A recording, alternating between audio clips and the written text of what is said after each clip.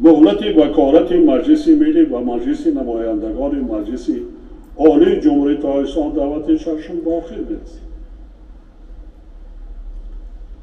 برای فعالیت پرثمر و اعضای مجلس ملی و وکیلان مجلس نمایندگان منتداری صمیمی خود را ایثار می‌نماید. یعنی شما مرا نگاه کرده گفته سوال دادنیه که جناب بیاریم بعد چی؟